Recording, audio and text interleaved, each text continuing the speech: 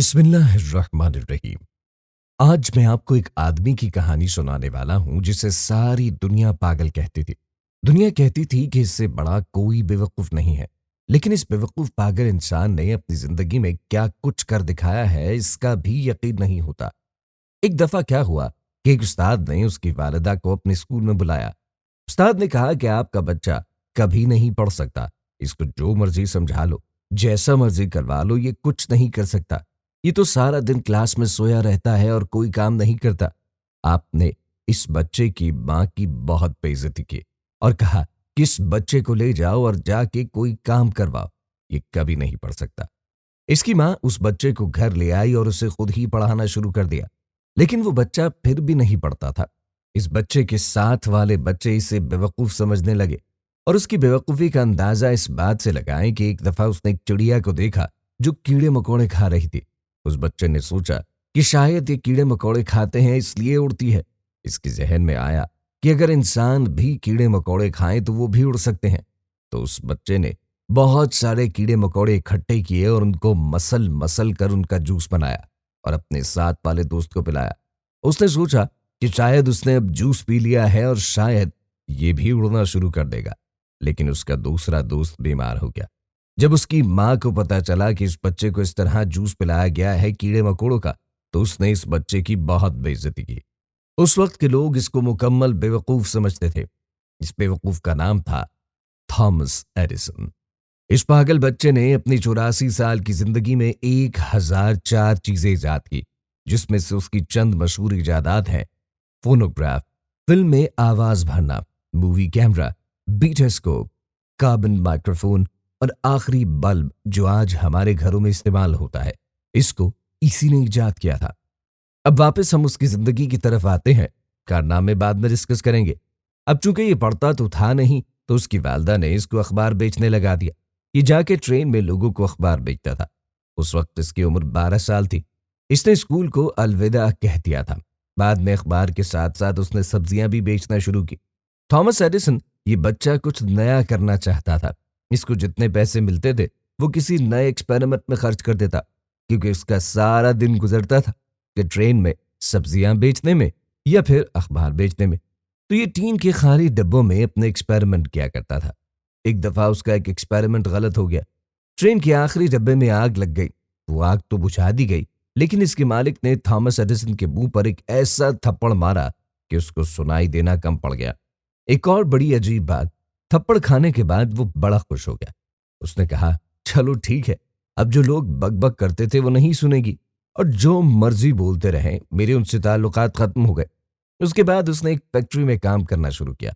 इसका ख्वाब उस वक्त पूरा हुआ जब फैक्ट्री में एक मशीन खराब हो गई। उसने मालिक को कहा कि मैं ये मशीन चेक कर सकता हूं। तो मालिक ने डरते डरते उसे इजाजत दी। चलो कर लो चेक, तुम भी तसल्ली करो। इस अनपढ़ इंसान ने वो मशीन ठीक कर दी। उसका मालिक बेतहाशा बहुत ज्यादा हैरान हो गया। उसने मशीनों की जिम्मेदारी उसे दे दी। थॉमस, अब तुम संभालोगे सारी मशीनें। उसने मशीनों में तजुर्बा कर कर के बहुत कुछ सीखा। फिर ये बड़ा हो गया। बड़ा होने के बाद भी उसका यही हिसाब था और हाल के लोग उसे पागल समझते। ये हरकतें ही पागलों वाली करता था। ये साइंटिस्ट बनना चाहता था। कोई साइंटिस्ट इसको अपने असिस्टेंट के तौर पर भी नहीं रखता था। तो उसने पैसे इकट्ठे करके अपने घर में लैब बनाना शुरू किए। अपने घर में ही एक्सपेरिमेंट शुरू किए। इसने बिजली के बारे में, एनर्जी के बारे में और बहुत सी इस तरह की चीजों के बारे में बहुत कुछ पढ़ा था। बहुत कुछ सीख लिया था और अब उसके अंदर एक नई ख्वाहिश पैदा हो गई। उसकी ख्वाहिश बड़ी अजीब थी। उसने लोगों को कहा कि मैं बिजली को रोशनी में बदलना चाहता हूं। उस वक्त के बड़े बड़े साइंटिस्ट ये काम नहीं कर पा रहे थे। उनको पता था कि ये मुमकिन है, लेकिन कोई भी साइंटिस्ट इसे रोशनी में तब्दील नहीं कर पा रहा था। अब ये उस वक्त का नालायक तरीन इंसान था। लोगों ने कहा कि ये पागल हो गया है। बड़े बड़े साइंटिस्ट नहीं कर पा रहे तो ये क्या करेगा। सब इसको पागल इसलिए कहते थे क्योंकि जब ये पैदा हुआ था तो डॉक्टर ने पेशेंट गोई की थी कि जब ये बड़ा होगा तो पागल हो जाएगा। इसके दिमाग का साइज छोटा था। इसका दिमाग किसी हद तक ठीक नहीं है। अब परेशान होने की बात तो ये है कि इसने सिर्फ 3 माह स्कूल की तालीम हासिल की। ये सिर्फ 3 माह स्कूल गया था। अब उसने बिजली को रोशनी में कन्वर्ट करने के लिए पूरी 9,999 बार कोशिश की। अलग अलग बल्ब बनाए लेकिन सारे ही नाकाम हो गए। फिर उसने आखिरी बल्ब 1000 बार बनाने के बाद बनाया तो वो कामयाब हो गया। ये वो पागल बच्चा था जिसने इस वक्त पूरी दुनिया में हंगामा खड़ा कर दिया था। फिर बहुत लोग हैरान हुए। यकीन मानो कि सारे लोग बहुत हैरान यूं हुए कि ये कैसे कर सकता है। ये पंखा जो आपकी छत पे लटका हुआ है ना, ये भी इसी ने इजाद किया था। लोगों ने उससे पूछा कि तुम 9,999 दफा नाकाम हुए हो। तो उसने कहा कि मैं 9,999 दफा नाकाम नहीं हुआ। मैंने 9,999 ऐसे तरीके दरियाफ्त किए हैं जिनसे बल्ब नहीं बन सकता था। अब आप में से कुछ लोग कहेंगे कि शायद ये बहुत ज्यादा ज़हीन था। पढ़ने लिखने की क्या बात है, अगर इंसान ज़हीन हो तो सब कुछ कर ही लेता है। तो उसके जहानत के वाकयात आप भी सुने। एक दफा बैंक में बिल जमा करवाने के लिए गया तो वहां पर कैशियर ने उससे पूछा, सर अपना नाम बताएं। तो उसके रंग उड़ गए। उसे सारा कुछ भूल गया। उसे अपना नाम तक नहीं याद था। बाद में उसका बहल्लेदार जो उसके साथ खड़ा था उसने बताया कि इसका नाम थॉमस एडिसन है। इतना ज्यादा लायक इंसान था। इसका हाफजा बहुत ज्यादा कमजोर था। एक दफा खाना खाने के लिए अपनी टेबल पर बैठा तो वहीं सो गया। उसने खाना नहीं खाया था। उसके मुलाजिम को एक चालाकी सूझी। उसने खाना खाए हुए बर्तन उसके सामने रख दिए। जब 10-15 मिनट बाद उसकी आंख खुली तो उसने सोचा कि शायद मैंने खाना खा लिया है, और ये इसी तरह उठकर चला गया। ये स्टोरी सुनाकर मैं आपको ये बताना चाहता हूं कि आप इस दुनिया में जो चाहें वो कर सकते हैं। ये पूरी दुनिया तो आपकी गुलाम है। मैं आपको ये बताना चाहता हूं कि अगर आप नालायक हो तो ये आपकी खुशकिस्मती है। अगर आप 2-4 बार फेल हुए हो तो ये भी आपकी खुशकिस्मती है। लोग आपको बेवकूफ और नालायक समझते हैं, तो इसमें आपकी खुशकिस्मती है। आप जितने भी कामयाब लोग ढूंढे, कम से कम वो लायक तो न थे। आज दुनिया का दूसरा बड़ा अमीर तरीन इंसान बिल गेट्स क्या कहता है? वो कहता है कि जब मैं पढ़ रहा था तो 2-4 किताबों में फेल हो गया, और मेरे साथ लड़का पढ़ रहा था, वो पूरी किताबों में पास हो गया। आज वो लड़का मेरी कंपनी में नौकरी करता है और मैं इस कंपनी का मालिक हूं।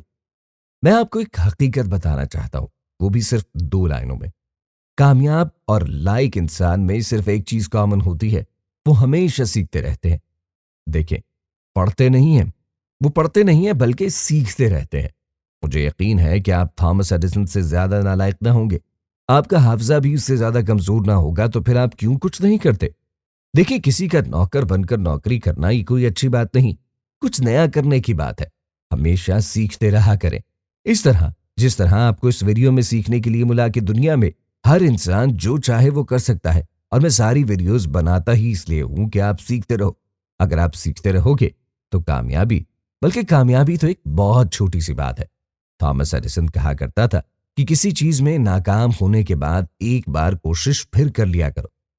आजकल हमारी सोच कुछ ऐसी ही है।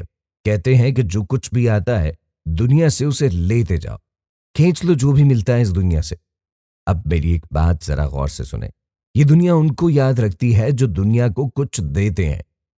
देखें, हर माह हजारों लोग सरकारी नौकरी करते हैं, सारी उम्र नौकरी करते हैं, दुनिया से पैसा लेते हैं, सरकार से पैसे लेते हैं और फिर गुजर जाते हैं। मरने के 4-5 माह बाद उसकी औलाद के सिवा हर कोई उसे भूल चुका होता है। किसी को भी वो किसी तरह याद नहीं रहता, क्योंकि वो तो सारी उम्र दुनिया से लेने का सोच सोच के मर गए। उन्होंने तो कभी सोचा ही नहीं कि दुनिया को कुछ नया दे। आज दुनिया में जो सबसे ज्यादा नाम लिया जाता होगा वो है हजरत मोहम्मद सल्लल्लाहु अलैहि वसल्लम का। अब देखिए, हमारे नबी को उन्होंने दुनिया से कुछ लिया नहीं बल्कि हमेशा अता किया, और ऐसा दीन अता किया कि जिसका कोई सानी नहीं। आप क्या दे रहे हो? इस दुनिया को कुछ दे रहे हो या सिर्फ लिए जा रहे हो? आज हम कायदे आजम को याद करते हैं। क्यों करते हैं? क्योंकि उन्होंने हमें कुछ दिया। एक बात याद रखें, अगर आप चाहते हैं कि दुनिया आपको याद रखे तो दुनिया को कुछ देना शुरू करो, वरना जब आपने मरना है और अभी आपका 40वां भी नहीं होना तो सबने भूल जाना है कि इस नाम का कोई आदमी भी दुनिया में एग्जिस्ट करता था। उम्मीद है आपको आज की ये वीडियो पसंद आई होगी। हमारे चैनल को सब्सक्राइब करें और नेक्स्ट वीडियो तक के लिए अल्लाह हाफिज। और हाँ, ये सब्सक्राइब के साथ मौजूद जो न बजने वाला घंटी का बटन है, इसको लाजमन दबा दीजिएगा।